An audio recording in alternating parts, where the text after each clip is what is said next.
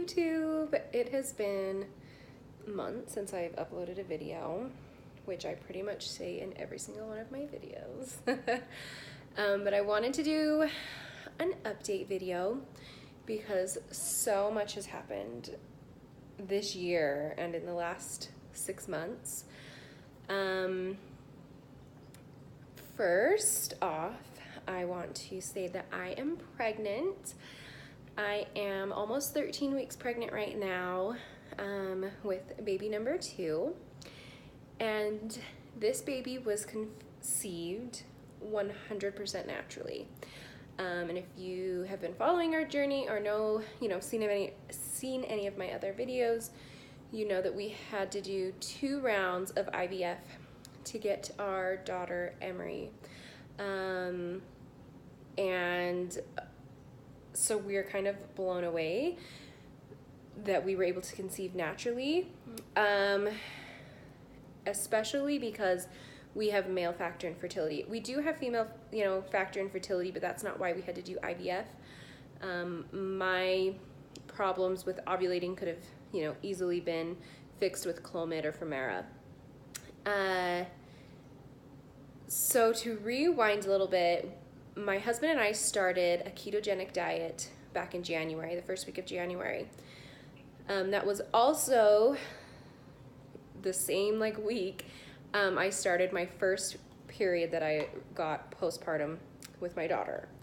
So it took a year for my period to come back, probably because I breastfed over 9 months, and then it took a couple months for my body to ovulate and get into a cycle again.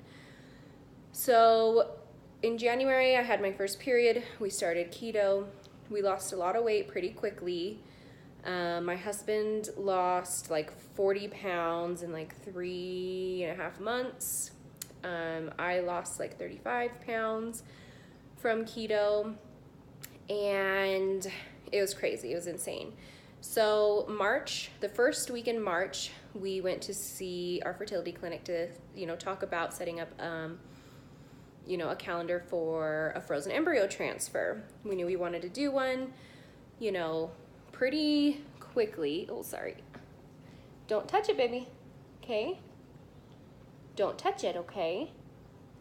I have Emery watching a show, so I can do this, and she's obsessed with touching the screen. And I don't know how to lock it so that she can't. Anyway, so we go visit my, fertility clinic, kind of get a game plan together about starting a frozen embryo transfer and what we need to do and yada, yada, yada. Well, it was a couple weeks later. Oh, in that appointment, she did an ultrasound to check my lining and whatever. And I had said to her, I'm pretty sure I ovulated yesterday, the day before our appointment. I said, just because of, I could just tell in my body how I was feeling, cramping I had on one, the left side or something. And I had the egg white mucus. So I just was I'm pretty sure I ovulated yesterday. And so they did blood work and they did an ultrasound, and sure enough, we confirmed that I ovulated the day before. So I was sweet. Well, 10 days go by, and I had a bunch of cheap pregnancy tests left over from when I got pregnant with Emery.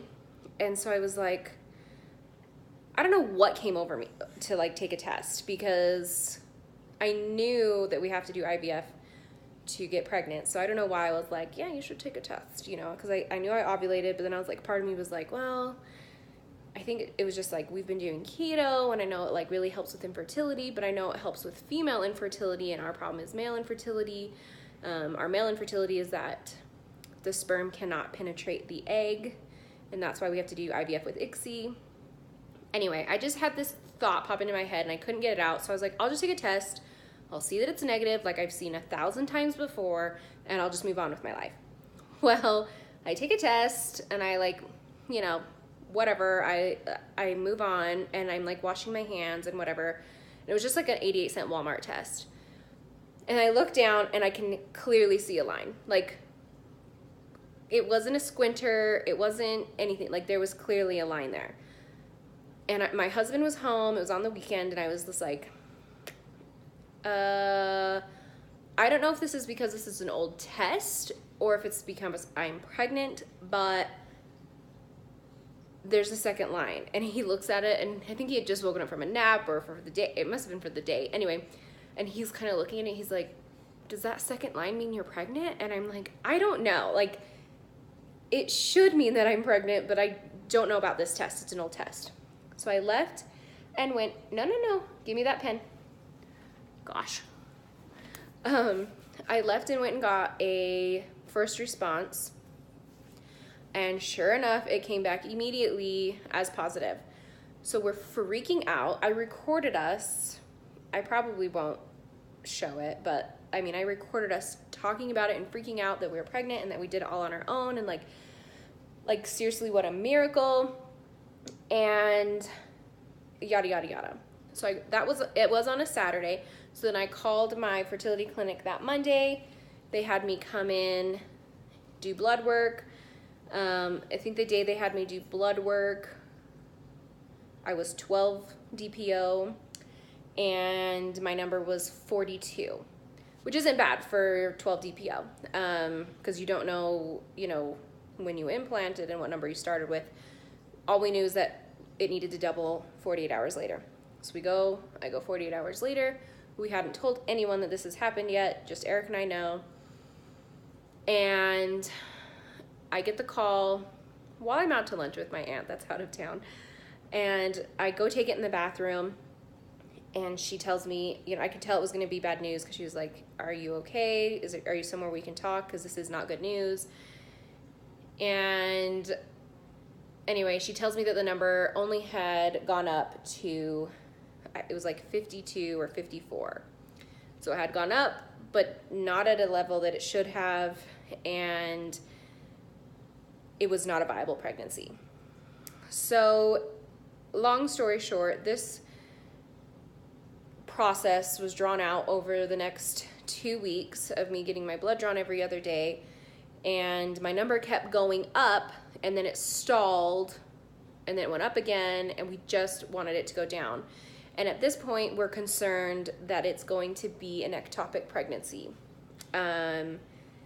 since the numbers were going up slightly and slightly and slightly. Well, my numbers were so low that we did an ultrasound knowing that we wouldn't see, a sac or a fetus or anything like that, but just trying to confirm that the ovaries and the tubes looked okay, or not ovaries, but just that nothing looked abnormal with the tubes, because if they did, we were going to do a D&C, and then after the D&C, if that wasn't okay, if my numbers were still there and not going down after D&C, then we would have me do the, is this cytotech or something? Anyway, and it's like a form of, chemotherapy where it kind of just flushes out any DNA or whatever in your tubes, and that would confirm that the pregnancy was, done and out of the tubes. Well, I was like, my husband had just lost his job, and so we didn't have insurance, and I'm like, we cannot have a D&C. We just can't, and also the, problem with taking the medication was after you take that medication, you have to make sure not to conceive at least 3 months after that. So that would just delay our frozen embryo transfer by at least 3 months, probably longer, just because, IVF takes a while to get set up, and you have to take medications to get your body ready and blah, blah, blah, blah. So this was this was the hardest week of our life. Actually, the day after we found out we were miscarrying or going, that this wasn't a viable pregnancy, was the day my husband lost his job. He got let go. And even though he had unemployment and stuff like that, we didn't have insurance. Our insurance hadn't kicked in yet. And so it was just a nightmare. It was the hardest week of our lives by far.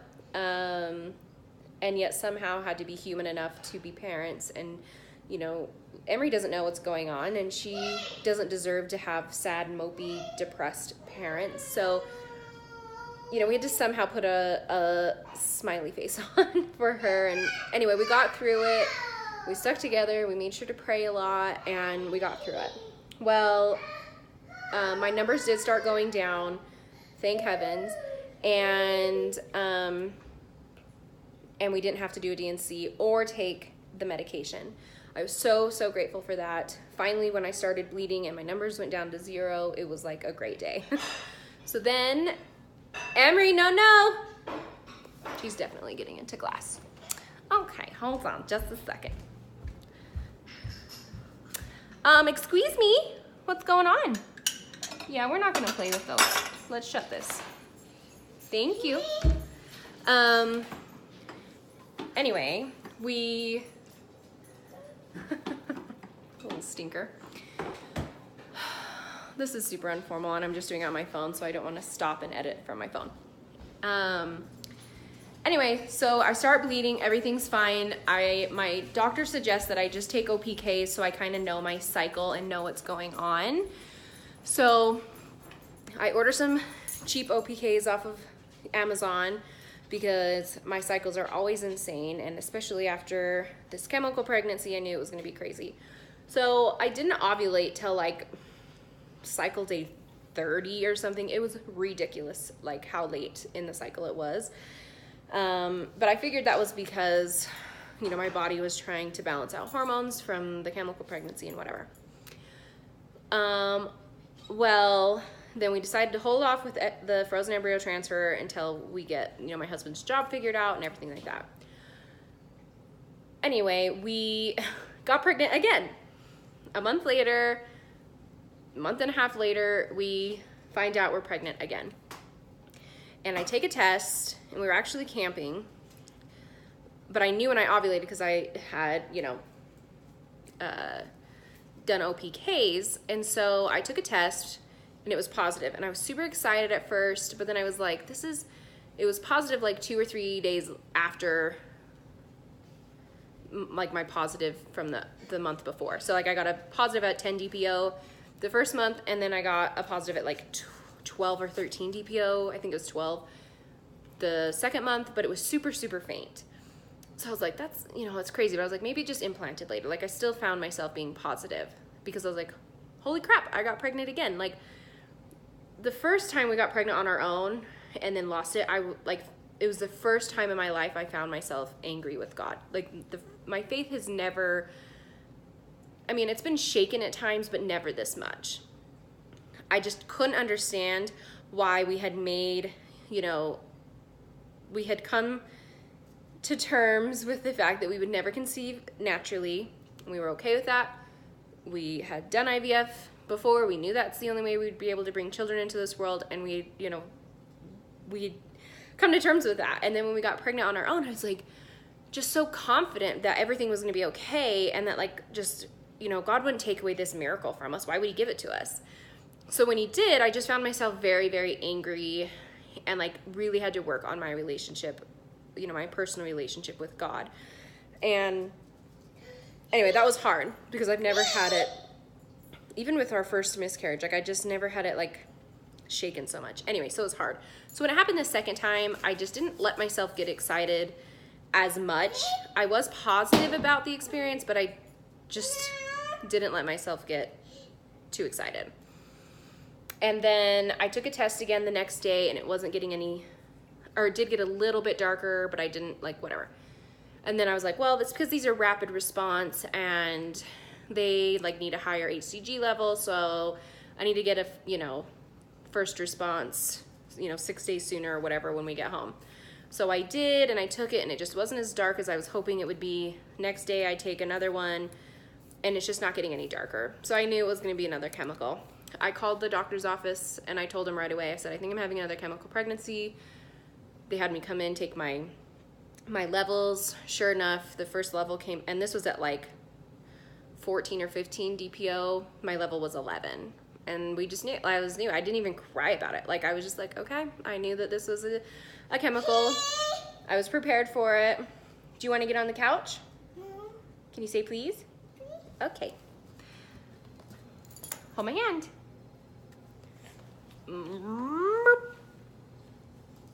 Okay, scoot back. Anyway, and then 2 days later, my level had gone down to 7, and then I started bleeding, and that was that.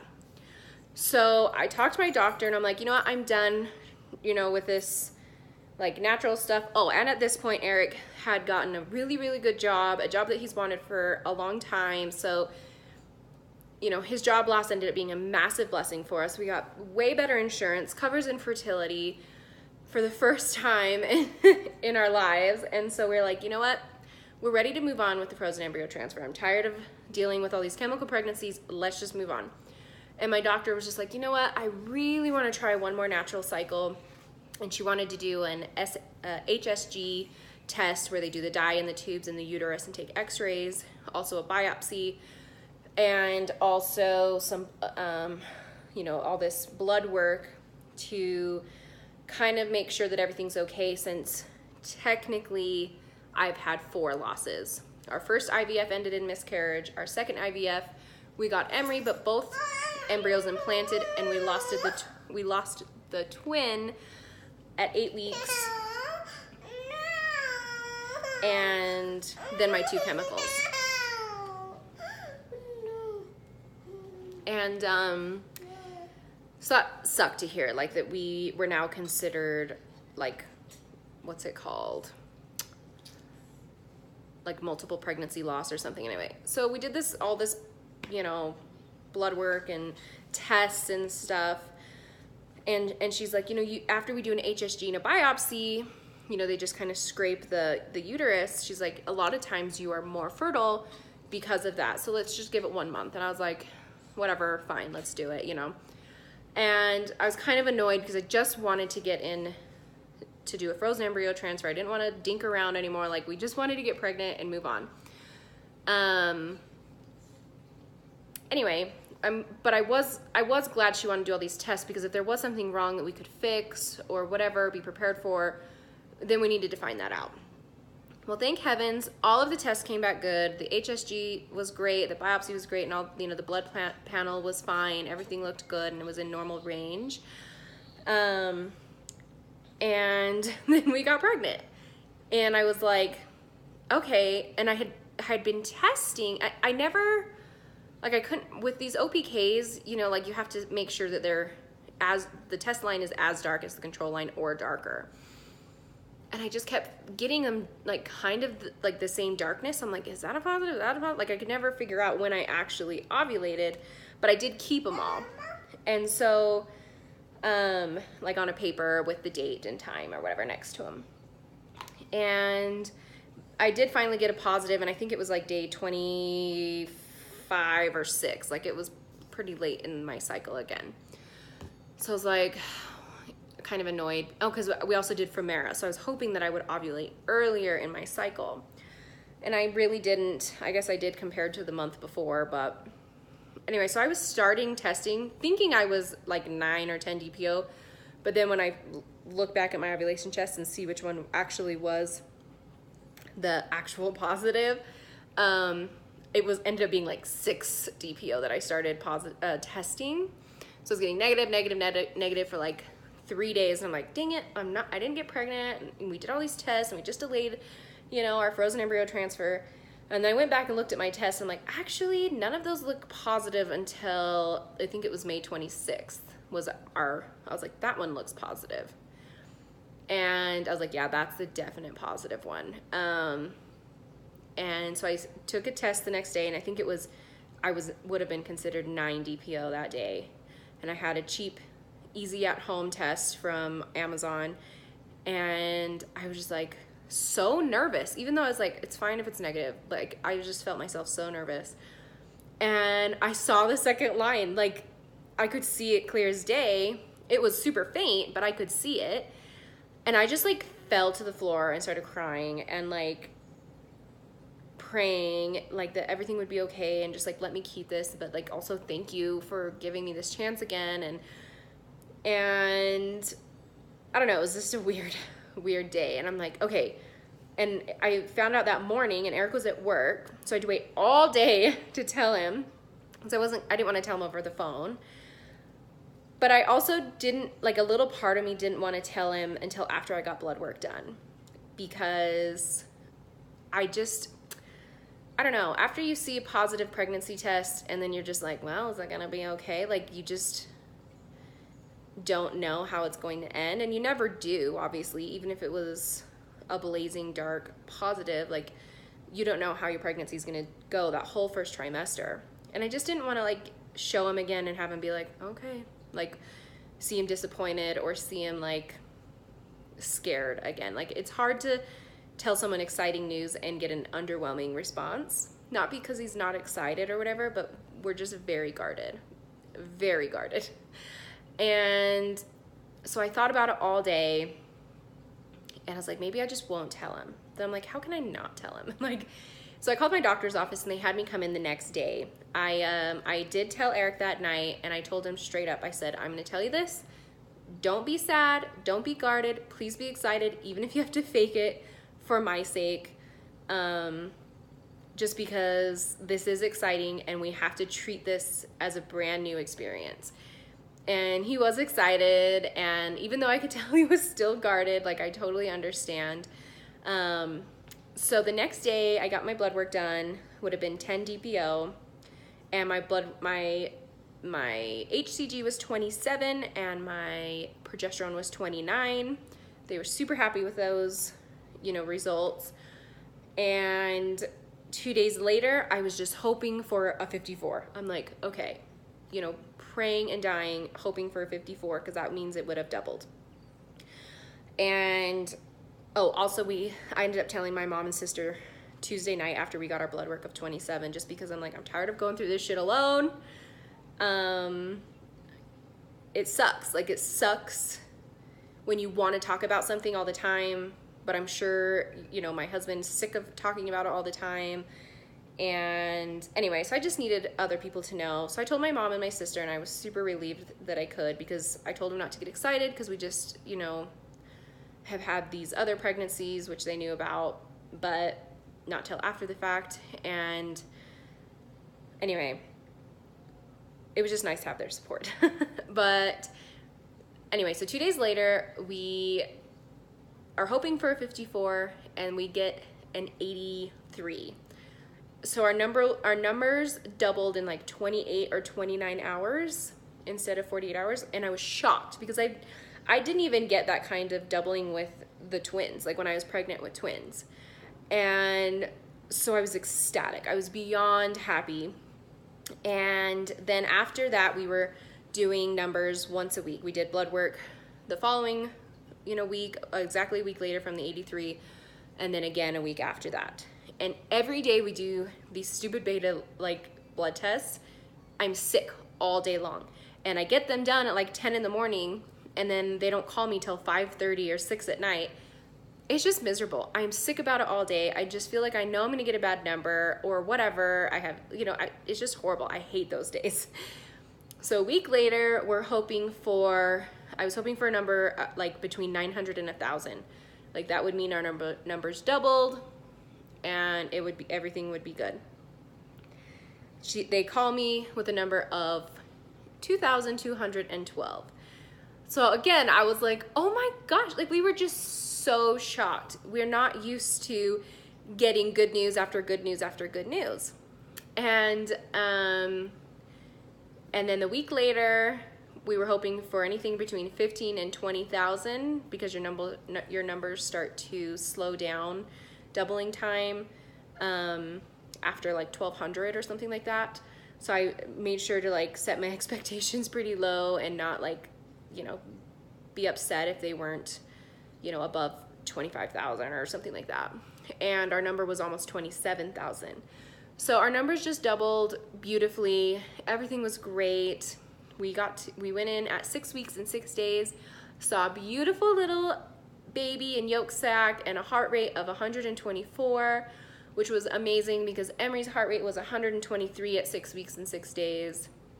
It was just great. It was amazing. And my morning sickness had started kicking in, and my other symptoms, which I'll do a video about later.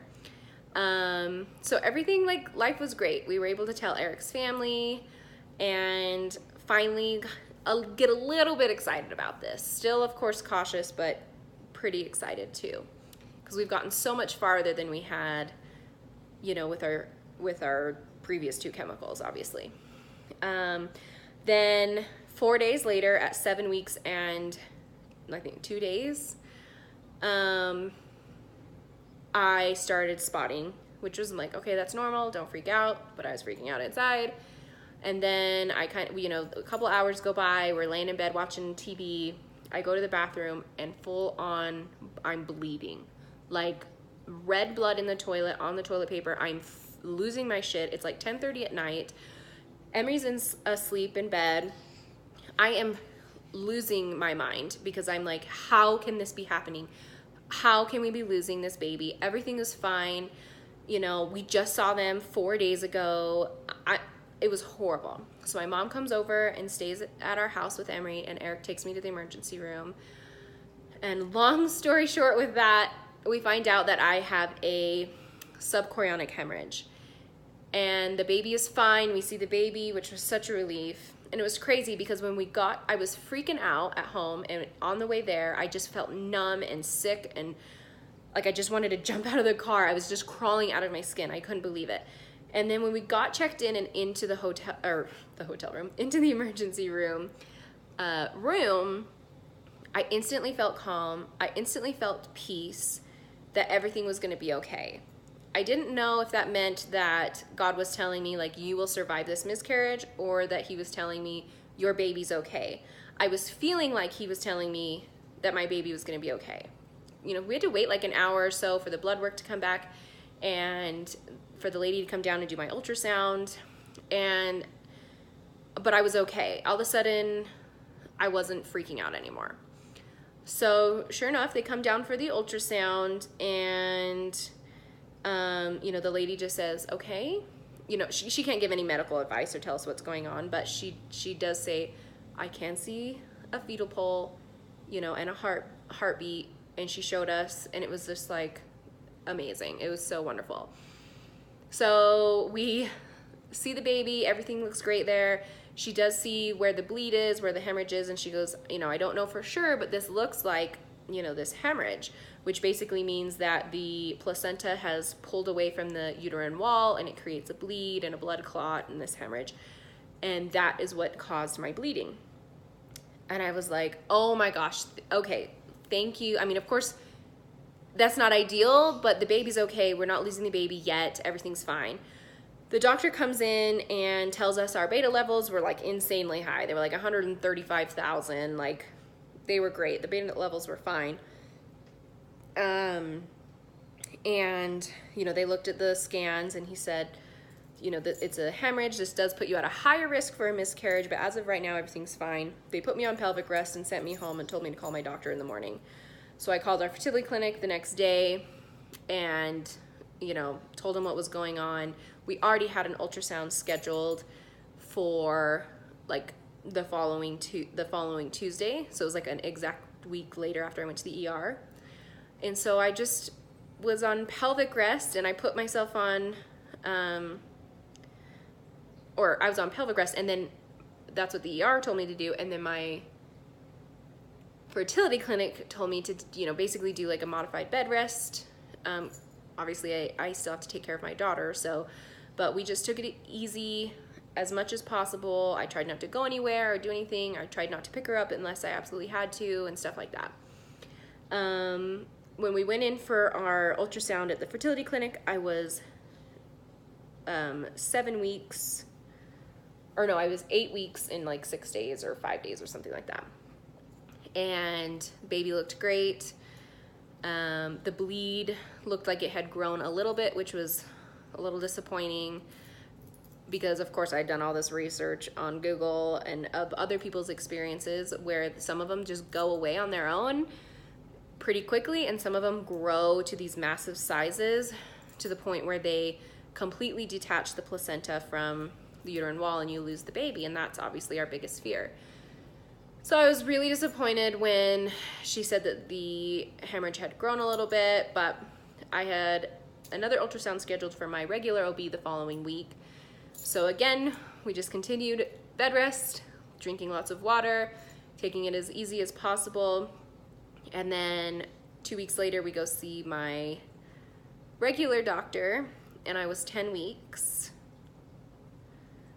And so it was a week and a half later. Anyway, I was 10 weeks, and she could still see the hemorrhage, but it was a lot smaller. It was a lot smaller. And, you know, she wanted to see me again 2 weeks later at 12 weeks, and the hemorrhage is completely gone. Hallelujah. So everything was perfect with this pregnancy up until the hemorrhage, and that put another scare. And we were like, of course we got a hemorrhage. Of course we had this horrible red bleeding and this horrible scare, because, you know, it just can't go smoothly. Not for us, at least, it seems like. But our baby is wonderful and healthy, and I got to see him at 12 weeks, and they were jumping around and stretching their legs and arms, and anyway, we're just so excited. As of, my due date keeps changing because the baby keeps measuring ahead, but if we go off of when I ovulated, my due date is February 16th, and that's perfect because Emery's birthday is the 25th of January, so she'll turn 2, and then a few weeks later, we'll have baby number 2, and yeah, we're just so excited. So, okay, well, that's enough for this update. It's way longer than I wanted it to be, but I'm also gonna do an update on like my pregnancy symptoms with this pregnancy, because it is completely different than when it was with Emery. And yeah, okay, have a good one.